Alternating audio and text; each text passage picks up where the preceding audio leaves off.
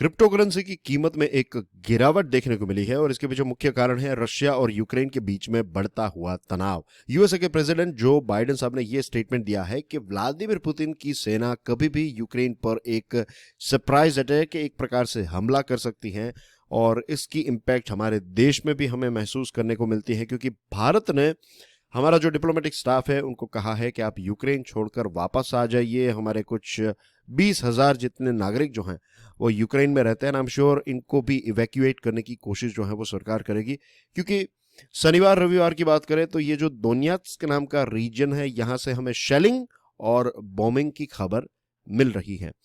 दोस्तों, आपको याद होगा इससे पहले जो हमने डिस्कशन की थी इस विषय पर, ये यूक्रेन और रशिया के इश्यू के बारे में बात किया था, तब मैंने आपको समझाया था कि कैसे इसकी इम्पैक्ट ऑयल की प्राइसेस के ऊपर आ सकती हैं, और ऑयल की प्राइस जब बढ़ जाती हैं तो हमारे देश में इन्फ्लेशन बढ़ जाता है, क्योंकि आज भी हमारा देश जो है वो लगभग 85% जितना फ्यूल जो है वो हम इंपोर्ट करते हैं। तो इंटरनेशनल क्रूड की प्राइस जब इंक्रीज होती है तो इसकी इम्पैक्ट हम सबके ऊपर डायरेक्टली होती है। तो इसका मतलब ये हुआ कि युद्ध जो है, तनाव जो है वो दुनिया के एक दूसरे कोने में चल रहा है, लेकिन उसकी इम्पैक्ट हम सबके ऊपर बहुत ज्यादा होती है, इज़न्ट इट? यह है financial news analysis of curiously education. मैं हूं प्रशांत मावानी। आज 21 फरवरी 2022 है। दोस्तों, आज हम social media laws, forex market और आरबीआई कैसे इसमें इंटरवीन या फिर हस्तक्षेप करने वाला है इसको देखेंगे, और एक स्कीम है services export from India scheme. You can connect with me via social media. Lecture की पीडीएफ को आप मेरे टेलीग्राम चैनल से डाउनलोड कर सकते हैं। Check out my podcast curiously forever, ये सभी बड़े पॉडकास्ट प्लेटफॉर्म्स पर अवेलेबल हैं। हमारी 2 चैनल्स हैं, दोनों को सब्सक्राइब करना ना भूलें। वीडियो को दूसरे लोगों के साथ शेयर जरूर करें। वीडियो पसंद आए तो हिट द लाइक बटन, और आपका फीडबैक जो है उसका मुझे इंतजार रहेगा। Stick your feedback in the comment section. Social media laws, Twitter ने एक रिपोर्ट फाइल करते वक्त ये एक प्रकार से फरियाद की है और ये कहा है कि भारत के लॉज जो हैं वो ज्यादा ही कठोर हैं। ट्विटर ने ये कहा कि अगर हम कुछ ऐसा कंटेंट है जो सोशल मीडिया के ऊपर हमारी यूजर्स डाल देते हैं, और अगर उस कंटेंट को भारत सरकार कहती है कि इसको रिमूव कर दीजिए, और अगर हम इसको रिमूव नहीं कर पाते या फिर भूल जाते हैं या फिर वो कंटेंट जो है वो वहीं पर रहता है, तो फिर हमारे ऊपर जबरदस्त अमाउंट की पेनल्टी जो है वो सरकार लगाती है। ये फरियाद दूसरी अमेरिकन कंपनीज ने भी की थी। एक अल्फाबेट यानी कि गूगल की जो पेरेंट कंपनी है उसने, और मेटा प्लेटफॉर्म्स यानी कि एफबी ने भी रिपोर्ट में इस प्रकार की फरियाद की है। अब ये रिपोर्ट एक्चुअली है क्या?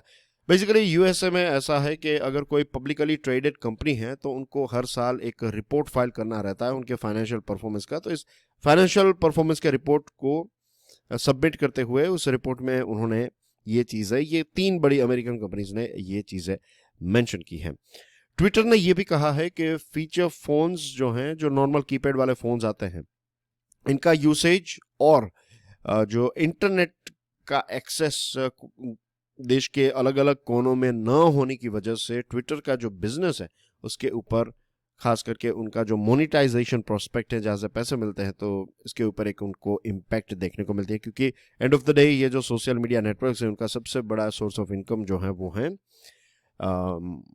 एडवर्टीजमेंट और डेटा, राइट? डेटा सबसे ज़्यादा आई वुड से, क्योंकि डेटा का इस्तेमाल जो है वो ज़बरदस्त तरीके से ये लोग करते हैं, और एडवर्ड्स जो हैं, एडवर्टीजमेंट, तो इन 2 चीज़ों से उनको पैसा मिलता है। लेकिन जब लेट्स से हमारे देश में आज लगभग 500 मिलियन जितने लोग हैं जो स्मार्टफोन का इस्तेमाल नहीं कर रहे हैं, उनके पास फ़ोन है लेकिन फीचर फ़ोन है, कीपैड वाला फ़ोन है, तो ट्विटर का कहना यह है कि ये फीचर फ़ोन है इनके पास, और बहुत सारे एरियाज में नेटवर्क नहीं है, इंटरनेट की फैसिलिटी नहीं है, तो इसकी वजह से उनका बिजनेस हैम्पर होता है। ट्विटर ने सिर्फ हमारे देश के बारे में नहीं, जर्मनी के बारे में भी कहा है कि जर्मनी में भी कुछ इस प्रकार के लॉज जर्मन सरकार ने निकाले हैं जिसकी इम्पैक्ट उनके फाइनेंशियल हेल्थ के ऊपर डायरेक्टली हो सकती हैं, और दूसरे देश जैसे कि Brazil, Turkey, Singapore, Australia, UK, इन देशों में भी इस प्रकार के लॉ हैं कि अगर सोशल नेटवर्किंग साइट जो है वो उन लॉज का पालन करने में थोड़ा भी चूक जाती है तो उनके ऊपर बहुत ज़्यादा पेनल्टी लगाई जाती है।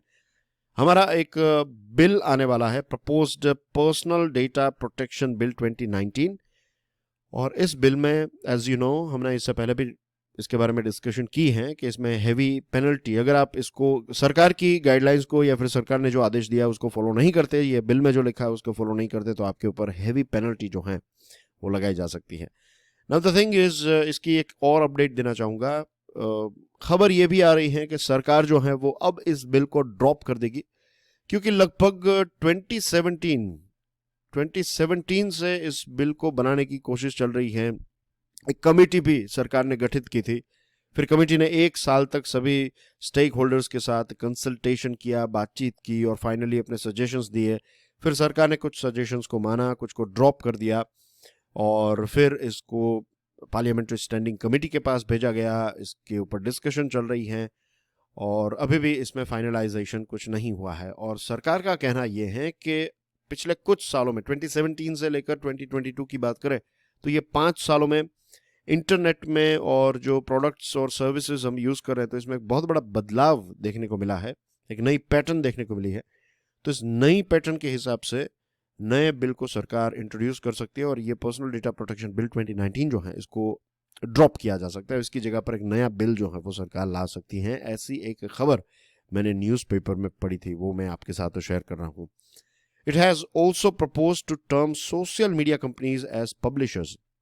सोशल मीडिया कंपनी जो है उनको पब्लिशर के तौर पर यह बिल काउंट करेगा, यानी कि आपका मेरा अकाउंट है और हम कुछ भी लिख देते हैं अगर, तो इसकी रिस्पॉन्सिबिलिटी जो है वो सोशल मीडिया की होगी। अब सोशल मीडिया कंपनीज ये कह रही है कि ये एक एक व्यक्ति के ऊपर नज़र रखना जो है, जिसको कहते हैं माइक्रो मैनेजिंग, तो ये चीज़ करना हमारे लिए पॉसिबल नहीं है। और सरकार का कहना यह है कि देखिए, आप अगर प्लेटफॉर्म प्रोवाइड कर रहे हैं तो आपको पता होना चाहिए कि कौन क्या लिख रहा है, कौन सा कंटेंट जो है वो शेयर किया जा रहा है। अगर कोई फेक न्यूज़ है, मिस इन्फॉर्मेशन है, डिसइन्फॉर्मेशन है, हेट स्पीच एक्सेट्रा, ये सारी चीज़ें जो है वो बिल्कुल अलाउ नहीं होगी।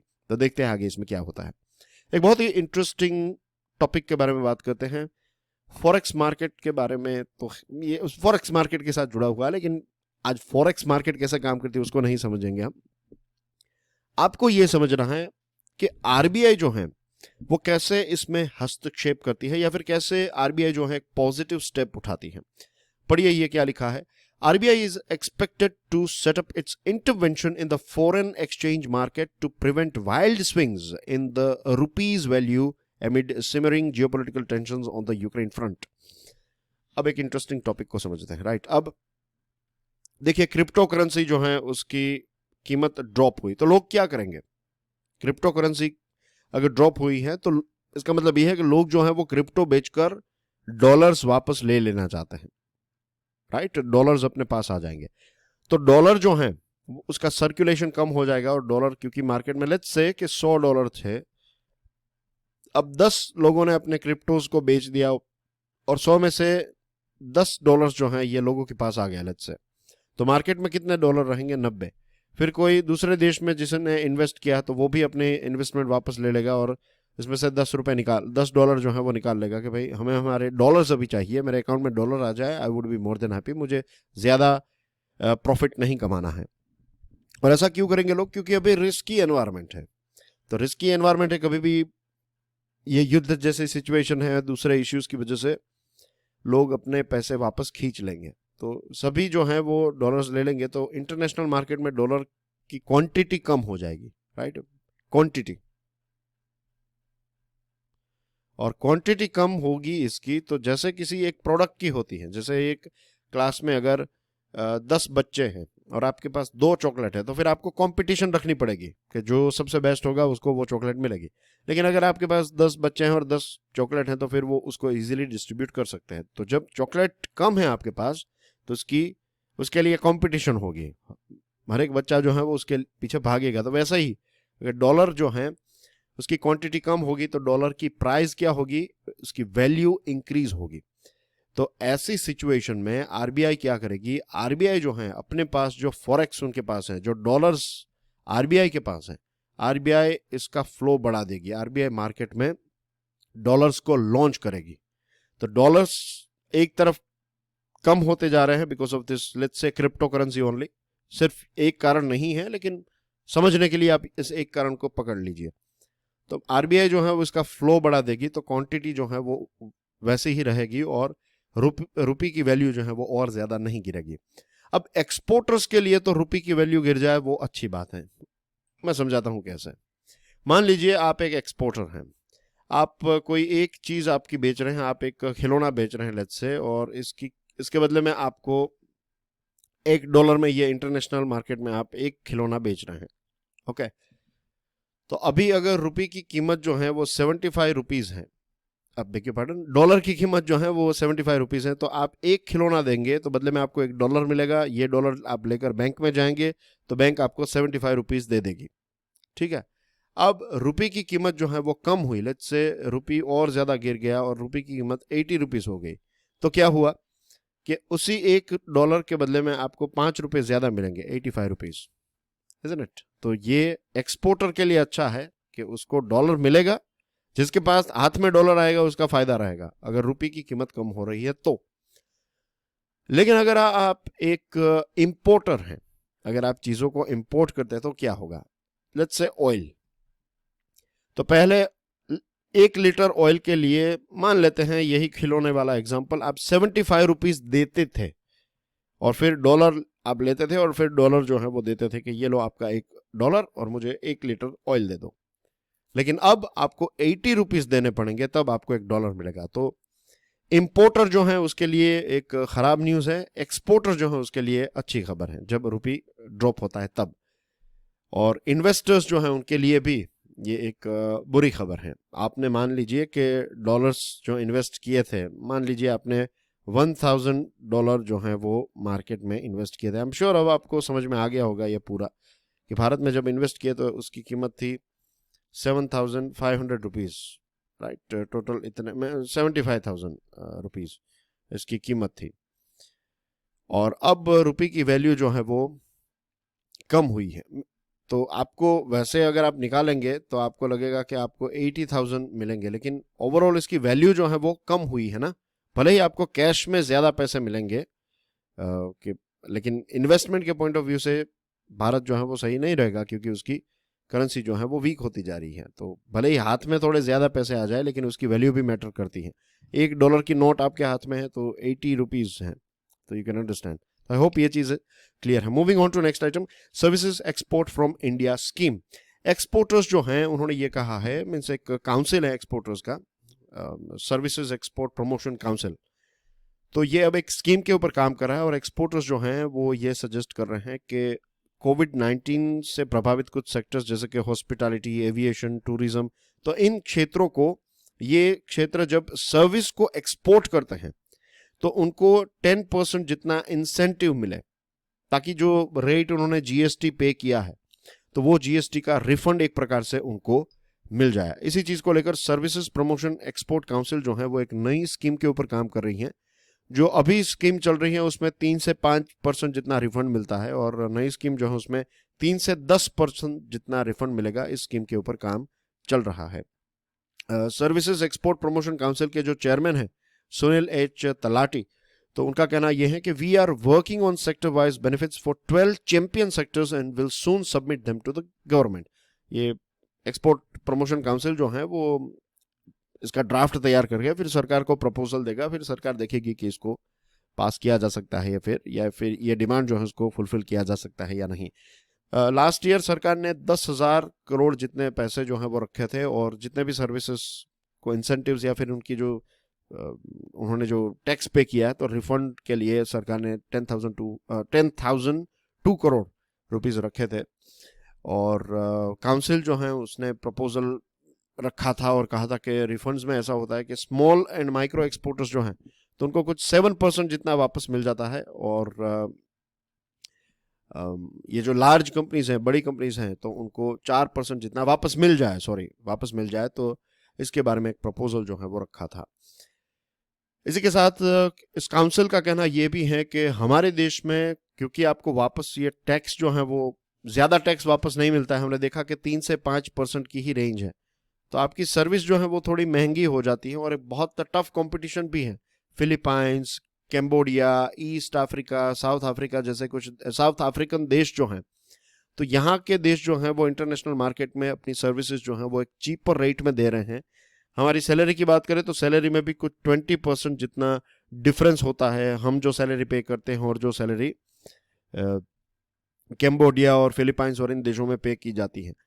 तो यहाँ पर काउंसिल का जो एक एक रिक्वेस्ट है काउंसिल की, वो यही है कि सरकार जो है वो ये 10% तक कुछ क्षेत्रों को रिफंड प्रोवाइड करे, एक प्रकार का इंसेंटिव प्रोवाइड करे। एंड अब देखते हैं कि इसमें आगे क्या होता है। इस स्कीम के तहत 5% जितना जो है वो ये प्रोफेशनल सर्विसेज, जिसमें legal, taxation, engineering, veterinary, urban planning, research, communication etcetera, और 3% जितना जो है वो advertisement, investigation and security, packaging and printing services को रिफंड वापस मिलता है। सर्विसेज के आंकड़ों की बात करें तो भारत का जो अप्रैल से लेकर जनवरी 2021-2022 का जो सर्विस का आंकड़ा है, वो सर्विस एक्सपोर्ट का जो आंकड़ा है ये 209.83 बिलियन को क्रॉस कर गया है। तो this is 25% year on year. और काउंसिल का ये कहना है कि 2022-23 में भारत जो है वो $300 बिलियन से भी ज़्यादा की सर्विसेज जो है वो एक्सपोर्ट करेगी। And that's everything in today's discussion. जो मैंने आपको प्रश्न पूछा था उसका आंसर आई एम श्योर आप में से बहुत सारे लोगों ने दिया है, I am sure you know the answer, that is yes bank. और एक नया प्रश्न आपकी स्क्रीन के ऊपर है, पीडीएफ को डाउनलोड कर लीजिए, आराम से इस प्रश्न को पढ़ लीजिए and stick your answer in the comment section and do stick your review as well. Don't forget to subscribe, share and like the video. फिर से जल्द आपको मिलूंगा कल मॉर्निंग, एंड कोशिश करता हूं कि कुछ और वीडियोस, कुछ और टॉपिक्स मेरे पास आए हैं, इंटरेस्टिंग टॉपिक्स, तो इनके ऊपर स्पेशल वीडियोस आपको क्यूरियसली फॉरएवर पर डिलीवर करने की कोशिश करूंगा एज क्विकली एज पॉसिबल। तब तक के लिए स्टे क्यूरियस। जय हिंद।